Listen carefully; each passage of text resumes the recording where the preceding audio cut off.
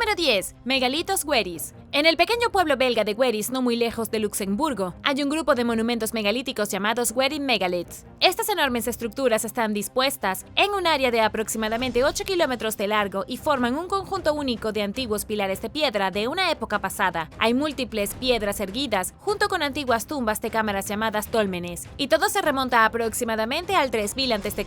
Eso fue hace unos 5000 años, en un momento en que la misteriosa cultura Seine-Olsemerne dominaba esta parte de Europa. Debido a que estas creaciones de piedra se construyeron hace tanto tiempo, los investigadores no saben mucho sobre ellas. Los dólmenes son definitivamente tumbas funerarias. Los cuerpos habían sido enterrados en las profundidades del subsuelo, las tumbas cubiertas por rocas gigantes y luego losas de piedra en bruto colocadas sobre las tumbas para protegerlas. Los dólmenes fueron los primeros tipos de tumbas, un paso rudimentario de los túmulos funerarios que eran básicamente montones de rocas arrojadas sobre el cuerpo. Lamentablemente, cuando los arqueólogos descubrieron las tumbas ya habían sido saqueadas. Se sabe muy poco sobre lo que había dentro de ellas y, de hecho, se sabe muy poco sobre las piedras verticales esparcidas por la región. Nadie tiene idea si las piedras megalíticas se usaron como marcadores de viaje, si tenían algo que ver con la astronomía o si simplemente se colocaron allí por diversión. Número 9. Callejón de huesos de ballena. En 1976, los arqueólogos de la Unión Soviética encontraron una extraña estructura en Siberia. Descubrieron dos filas paralelas de huesos de ballena que habían sido clavados en la nieve para crear una especie de pasarela arqueada morbosa. Es casi como un portal, hecho de mandíbula de ballena y huesos de costilla que se elevan unos 4.9 metros de altura y pesan alrededor de 299 kilogramos cada uno. Se descubrieron en total de 34 huesos de ballena, y todos pertenecían a las ballenas de Groenlandia. Estos habrían sido bastante fáciles de atrapar incluso para los siberianos primitivos, pero el verdadero misterio ha sido tratar de descubrir quién creó esto y por qué. Este curioso yacimiento arqueológico se encuentra en la isla de Itigrán en el mar de Bering. En realidad, está a solo unos pocos kilómetros de la costa de Alaska. Quienquiera que haya creado las estructuras extrañas y espeluznantes lo habrían hecho mucho antes de que los rusos reclamaran Siberia para sí mismos. El sitio tiene al menos 600 años y todavía se encuentra en casi perfectas condiciones. Los huesos fueron colocados en el suelo y luego apuntalados con rocas, y nada los ha movido en casi un milenio. 40 años después del descubrimiento, los científicos todavía se están rascando la cabeza. La gente lo llama la respuesta de Siberia a Stonehenge, aunque definitivamente es más siniestro. La mejor conjetura que tienen los arqueólogos es que fue construido por las tribus inuit como una especie de lugar neutral de paz. Piensa en ello como una zona desmilitarizada donde varios jefes podrían discutir sus problemas sin temor a repercusiones. Número 8. Mina de plata Iwami-Jinsan. En Japón, la mina de plata Iwami-Jinsan es una de las principales minas de plata del mundo a partir de 1527. Durante casi 400 años, la mina produjo plata implacable e hizo que la gente del pueblo y muchas personas de la prefectura de Shimane fueran bastante ricas. Japón copió el método de refinación de plata de sus vecinos de Corea en 1533. Gracias a los coreanos, los japoneses aprendieron cómo fundir el metal en una aleación para extraer mejor la plata, lo que incrementó enormemente la producción del mineral. Lo que realmente sorprende es que toda el área de Iwami-Jinsan está básicamente atrapada en el tiempo. Hay más de 1000 pozos de minas repartidos por todo el bosque, tantos que una persona podría perderse y nunca volver a ver la luz del día. El pequeño pueblo Omori que surgió junto a la mina también es un tesoro histórico, y uno fascinante y extraño en eso. Todavía alberga la oficina del antiguo magistrado, residencias de verdaderos samuráis que pueden haber sido utilizados para proteger la plata y los señores supremos de la mina, y misteriosos santuarios de cuevas excavados en la ladera de la montaña. La ciudad en sí no parece haber cambiado mucho desde el siglo XVI. Número 7. Nyaung-Oak. Nyaung-Oak es un lugar surrealista en Birmania, lleno de templos en la jungla que se desmoronan. No está en ningún mapa turístico popular y la gente definitivamente no está volando por todo el mundo para ver este extraño lugar. Y sin embargo es uno de los sitios arqueológicos más asombrosos del sudeste asiático. Está situado junto al hermoso lago Inle y parece sacado de un cuento de hadas. El sitio es extremadamente difícil de alcanzar. La única forma de viajar en bote en medio de la nada y luego caminar hasta el pueblo rústico Indein, donde la gente todavía lleva una vida sencilla y desconectada. Luego, en las afueras del pueblo, tranquilo y tradicional, está Nyaung-Oak. Esta es una pequeña colección de estupas budistas que datan del siglo XVII, hace aproximadamente 400 años. La historia detrás de todas y cada una de las estupas se ha perdido en la mayor parte y se ha hecho muy poco para evitar que se desmoronen. Es casi como un cementerio de templos con ricos mosaicos que se caen de las paredes, niños descalzos que juegan con tierra, árboles que crecen fuera de los techos puntiagudos y estatuas de Buda agrietadas que se descomponen gradualmente en la nada. Y ahora el número 6. Pero primero, si eres un suscriptor que regresa, bienvenido de nuevo. Y si eres nuevo por aquí, también asegúrate de suscribirte y hacer clic en la campanilla de notificaciones, así no te perderás los próximos videos. Número 6. Sidón. Sidón es una ciudad muy antigua habitada originalmente por los fenicios. Está ubicada en lo que hoy es el Líbano, a solo unos pocos kilómetros al sur de Beirut. Y aunque la ciudad de Sidón puede no parecer tan especial, alguna vez fue la ciudad-estado más rica y poderosa de toda Fenicia. La gente aquí se hizo un nombre fabricando tinte púrpura y luego enviándolo a todo el mundo. El color púrpura se hizo famoso por los artesanos de Sidón y era tan raro y caro que rápidamente se convirtió en el sinónimo de la realeza. Eso fue hace más de 2000 años. Y, sin embargo, a pesar de que ha pasado mucho tiempo, el púrpura todavía se asocia directamente con personas de extrema riqueza y familias reales de todo el mundo. Y todo se debe a una ciudad fenicia. Pero eso no es todo por lo que Sidón era conocido. Estuvo habitado hace al menos 6000 años, produciendo cantidades masivas de vidrio. En el siglo 8 a.C.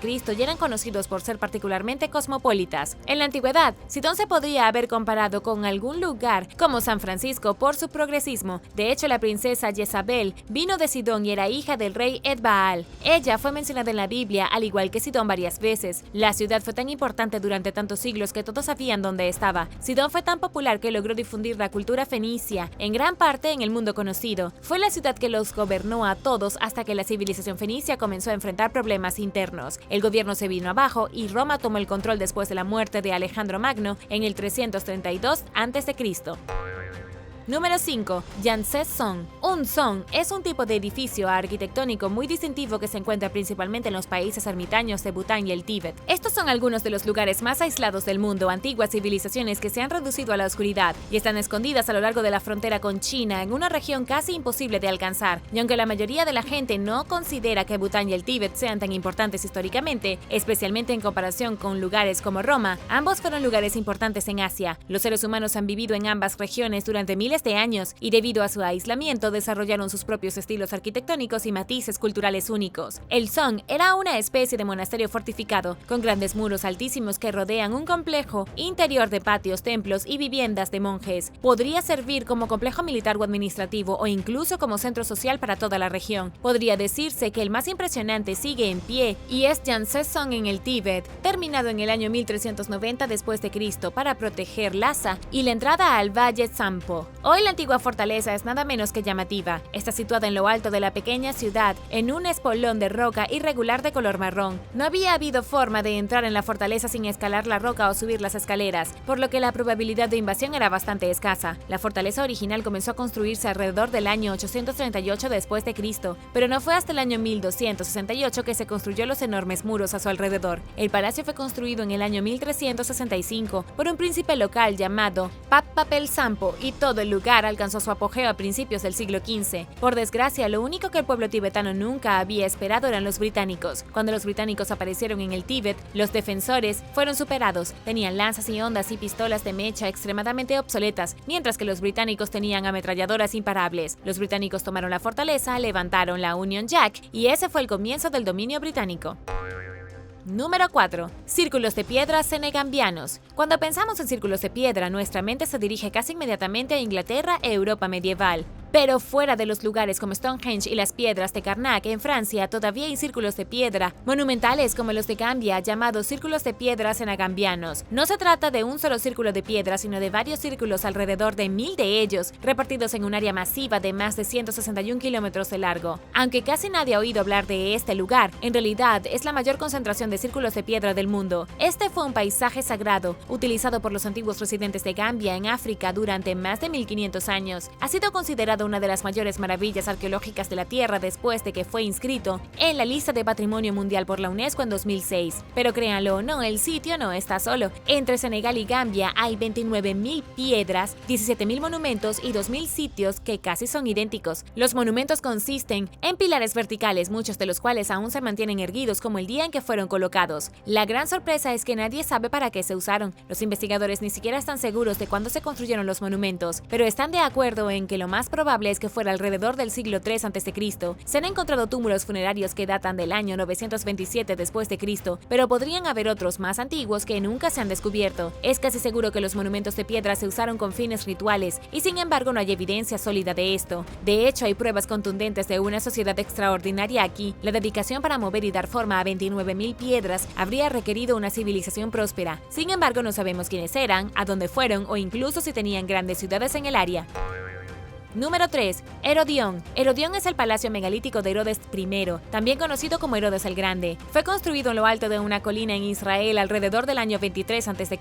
En ese momento, Herodes era el rey de Judea, pero técnicamente subordinado del Imperio Romano. Herodes era particularmente famoso en esos días por sus ambiciosos proyectos de construcción. También estuvo detrás de la fortaleza de Masada, la gran tumba de los patriarcas, y una costosa renovación del segundo templo de Jerusalén. Además de todos sus grandes proyectos de construcción, Herodión fue uno de los más grandes.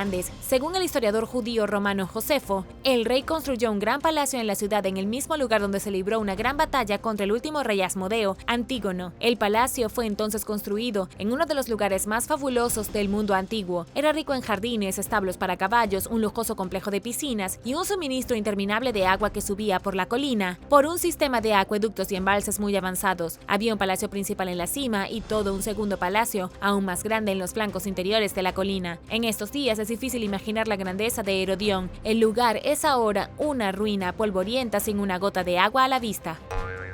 Número 2. Colina de piedra rúnica. Runestone Hill, en Suecia, no es un sitio arqueológico promedio. De hecho, en realidad, es solo un pequeño montículo en el centro de Lund, fuera de la universidad local. Nos lleva de vuelta a una era pasada de vikingos y piedras rúnicas mágicas. Las piedras en realidad nunca vinieron de este lugar, sino que fueron traídas a la universidad desde varios lugares de Escandinavia. Cada piedra rúnica mide solo 1 metro de altura y se colocaron en un montículo en un círculo cerrado de la forma en que se colocaron hace cientos de años. Cada piedra está inscrita con un texto rúnico que describe la muerte de los vikingos en el norte de Europa. Por ejemplo, la piedra Valleverga fue descubierta allá por 1845, siendo utilizada como poste por una cerca de algunos campesinos. Escritos en piedra están los nombres de Mane y Svene. Estos eran dos vikingos que probablemente vivieron en Dingalided en Inglaterra en el siglo XI después de Cristo. Eso fue poco después de la conquista nórdica de Inglaterra en 1016. Según la piedra, estos dos guerreros cayeron en batalla y fueron enterrados en Londres, y ahora su piedra mantiene vivas sus memorias hasta Suecia.